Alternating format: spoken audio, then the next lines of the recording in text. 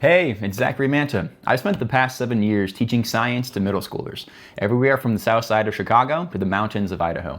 But this summer, I'm saying goodbye to the experiments, the field trips, and even the rocket launches, and building something brand new from right here in my garage. Why? I got 3 reasons. Reason number 1, injuries suck. Unless you're one of my middle schoolers, I probably don't need to convince you of this. But I had been extraordinarily lucky in my life at avoiding injuries until about a year ago. I took a stupid fall while skiing and felt my knee twist in a way that it shouldn't. I hobbled my way to urgent care and got the news of just a bruised meniscus. It could have been so much worse. Within a few days, I was walking normally, but I learned that there is a world of difference between functional and fully healed. Weeks dragged on with lingering pain that stopped me from doing the things that I love. No lifting weights, running trails, or playing sports. I hated how much it felt like I was just sitting around waiting for things to get better. I did all of the PT exercises you're supposed to do, the isometrics and the band extensions, but they felt really unsatisfying. My recovery crawled along. Any given year in the US, there are over 50 million visits to the doctor for musculoskeletal injuries. Of those, roughly 3 million are major surgeries, emergency procedures, or total joint replacements, which are on the rise. In fact, they're rising so fast that the American Academy of Orthopedic Surgeons is concerned we won't have enough doctors to meet demand. That's a lot of people with longer recovery protocols than mine. Mostly, these patients will be told to do physical therapy. But for every 4 people that a doctor refers to PT, only 1 shows up for a single appointment. Almost no one completes a full regimen as prescribed. I'll add an asterisk to this reason, which is that regular soreness and fatigue suck too. Growing up, we used to make fun of my dad for stretching before he would play golf or icing all of his joints after basketball.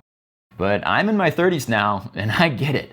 Anytime I really push it in a run or recreational sports, I know I'll have to limit my activity for the next day or two to account for the soreness.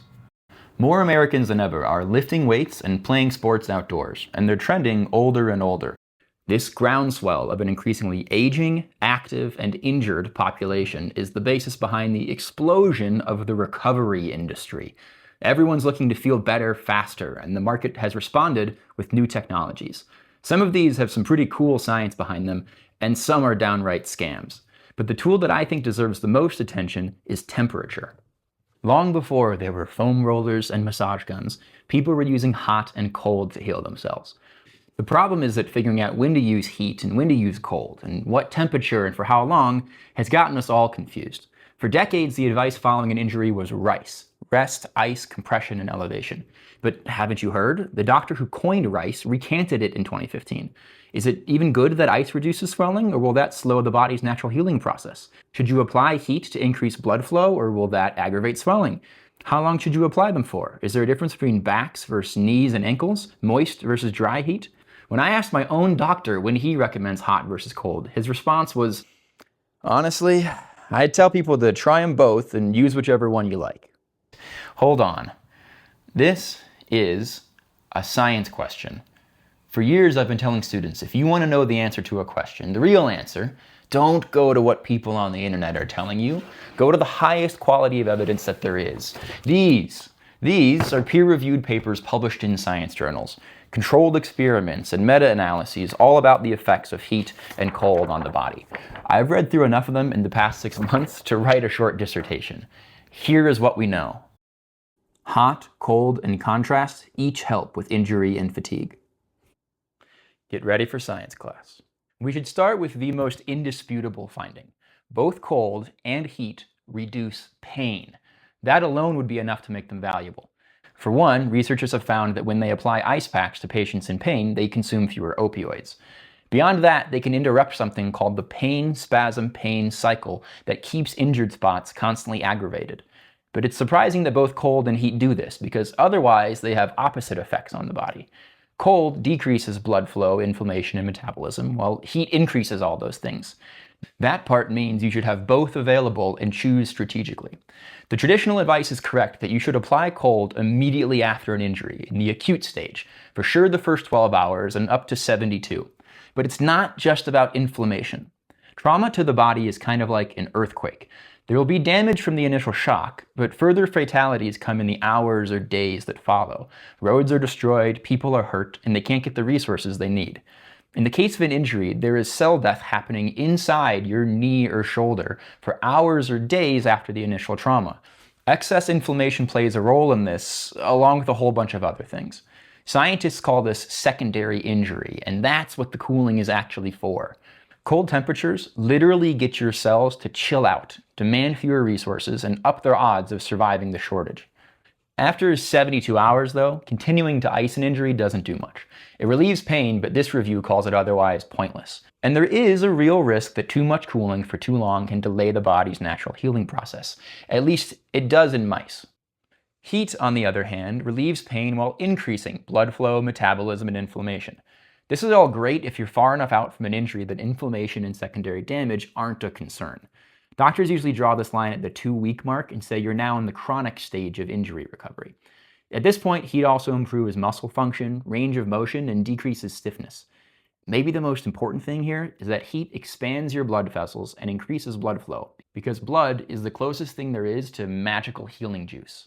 This study recruited diabetes patients who had leg wounds that hadn't healed in months, used a combination of heat and e-stim to increase blood flow, and saw the wounds heal significantly over 4 weeks compared to a control group whose wounds got worse.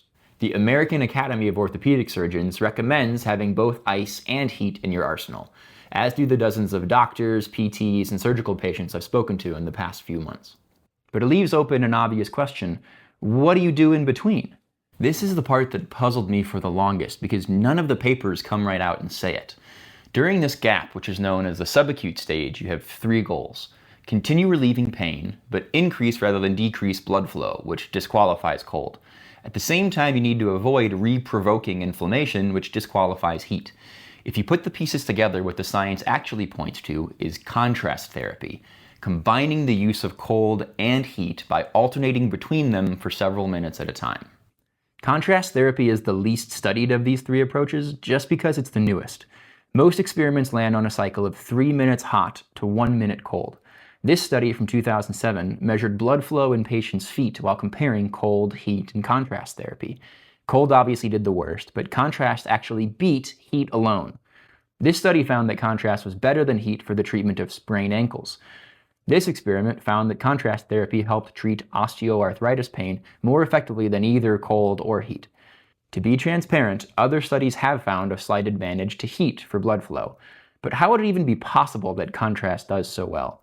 The theory is that if heat makes blood vessels expand and cold makes blood vessels contract, perhaps alternating between the two of them pumps blood through an injury site and achieves the best of both worlds. Real PTs I've spoken to have also pointed out that the post-injury timeline is rarely such a neat progression. People typically re-aggravate injuries and end up in this subacute limbo again and again.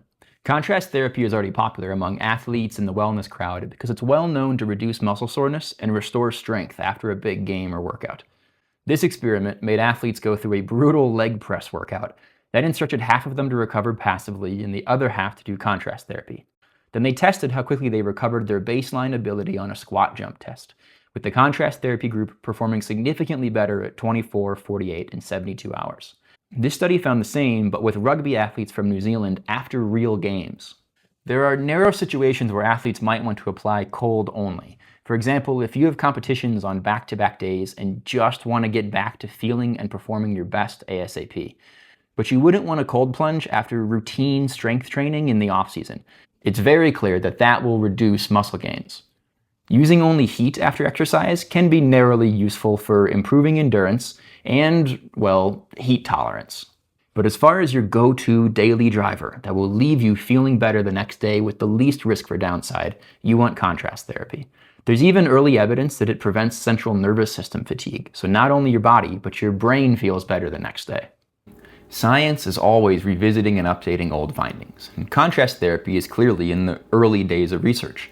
But a final point that's worth considering is that across all these different studies in all different contexts, the thing that consistently gets the worst results that would keep you injured and sore for the longest is doing nothing.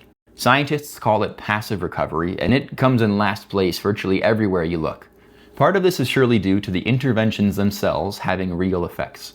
But part of it is likely due to the mind-body connection being real, which means that having some kind of ritual or routine that keeps you actively engaged with your healing is virtually always better than having nothing. Even positive self-talk is associated with faster healing rates. Above all else, it matters that you have something rather than nothing. Ideally something convenient that feels good so you'll actually stick to it. Taking all of that into account, it tells us that the ultimate recovery product would be able to apply just cold or just heat, but also rapid switching automated contrast therapy. This is the product that I've spent the past year hunting for, at first when I was recovering from my meniscus injury, and then on any given weekend when I was sore from a run or a game. And yet, number 3. There is no good, affordable way to apply hot, cold, and contrast therapy.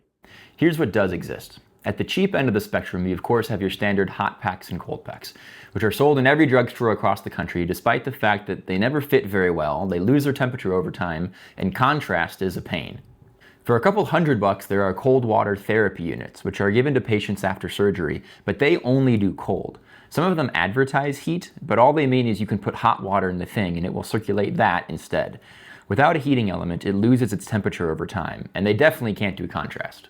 To get that, you have to jump to the expensive end of the spectrum and look at medical devices, like the Artec Pro Elite, the Thermex AT, or the Vascutherm 5. All of these heat or cool a reservoir of water and circulate it to a therapy pad worn by a patient. But they're so expensive, they don't even sell direct to consumer.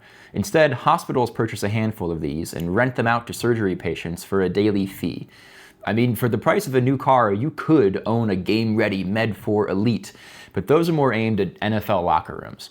The absolute cheapest device of this kind is this little Thermozone for $1,500. It was looking to me like there was this outrageous gap in the market until I found these. These are a pair of products by two of the biggest players in the recovery space. The Recovery Therm Knee by Therabody and the Hyperice X2 by Hyperice. They both rely on the same design. There are little thermoelectric tiles inside of a sleeve that apply directly to the skin. The tiles can get hot or cold and advertise contrast. I was hesitant to buy one myself because they come with an identical price tag of $450. But eventually I pulled the trigger. I bought the Therabody version, received it in the mail, took it out, set it up, put it on, and actually, let me come back to that in just a second. Suffice to say, I wasn't happy with any of the options on the market. So, I got to building one myself. The idea was to take inspiration from the medical devices, which people like, but find a design that could be produced for a fraction of the cost. I had a few false starts and lots of leaks along the way, but eventually, I think I nailed it. This beautiful mess is a proof of concept prototype, the basis for what I'm now working on developing into a full-on consumer product. As you can probably tell, the prototype is built out of a cooler, along with some parts I bought on Amazon for around $100. For now, I have to switch manually between hot and cold using these valves, but the final product won't be like that. It'll be automated and more like these snazzy AI renderings. Even as is, my little garage prototype can do what no other product on the market can do for less than thousands of dollars. It can apply targeted heat therapy, real full wrap wet heat of up to 110 degrees Fahrenheit to any body part for hours on end. It can also apply cold therapy, real sustained cold as low as 40 degrees Fahrenheit. And critically, it can rapidly switch between the two to apply contrast therapy, all from the comfort of your couch, easy chair, or work from home station. Setup looks like this.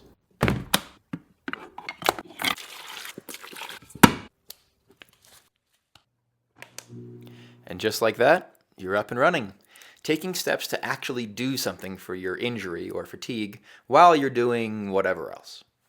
Earlier, I showed you Therabody's best shot at contrast therapy. These are the big dogs, roughly $1 billion company charging $450 for something built by professional engineers. But I would choose my little garage prototype over this any day out of the week. I can show you why with a few head-to-head tests. First up, the cold test. Reviews had warned me that this was the fatal flaw of my competitor's design. Thermoelectric tiles just don't get that cold. I ran both products on max cold settings for 5 minutes straight, then flipped over the Recovery Therm Knee and checked their temperatures with this infrared thermometer gun. The surfaces of the tiles themselves bottom out at around 55 degrees. The fabric between the tiles hovers more around 65. As a user, this feels more like getting blasted by your car's AC than the true cold of ice or water.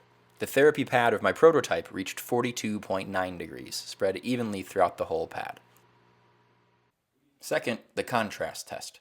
Since both products have been running cold, I switched them over to max heat to see how long it takes them to make the transition. I even give the competitor a little head start. This has to go quickly for the contrast mode to be meaningful, otherwise you waste time being lukewarm in between. My prototype starts out colder, but quickly surpasses the recovery therm knee as warm water rushes in and pushes out the cold. We reach our target temperature range of over 90 degrees in just 17 seconds. Next up, the noise test. This one's pretty self-explanatory. Check, check.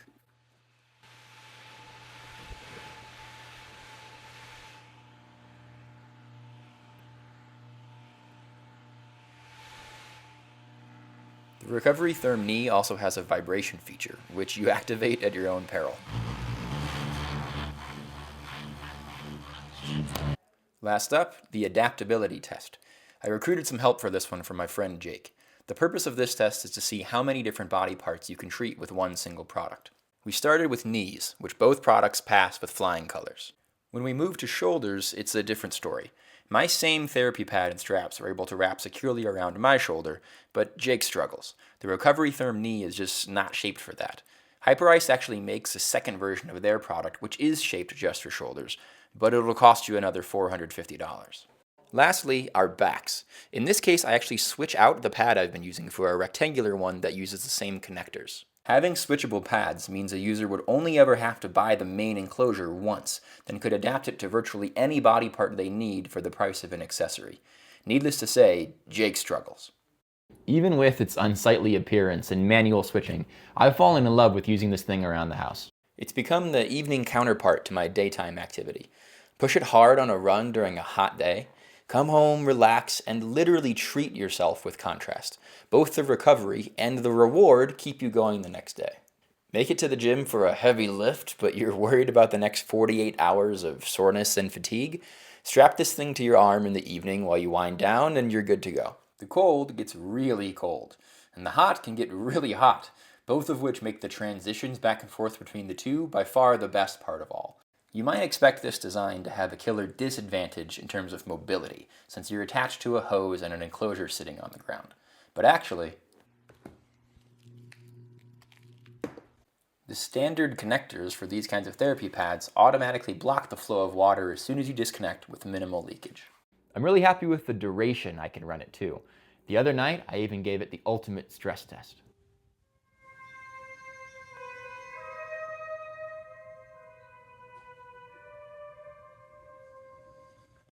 The product is called the Contrast Cube. In a wellness industry where people are exhausted of overblown claims and lifestyle branding, we are deliberately straightforward, naming what the product does and the value it provides right up front. So if you agree that this should exist and want to help bring it to life, there are a few ways you can help be part of our journey. First off, I'm looking to grow a network of experts who can fill me in on how they use hot, cold, and contrast in their practice. If you or someone you know is an orthopedic surgeon, physical therapist, or sports rehab trainer, let's get in touch. Second, experts aside, I need as much data as I can get from potential customers. If you head to our website, contrastcube.com, you'll find a page with 2 surveys. There's a feedback survey which I would love for you to fill out. I'll be reading every response personally to get a picture of different ways people might use it and the features they care about. There's also a blind survey, which is a little different.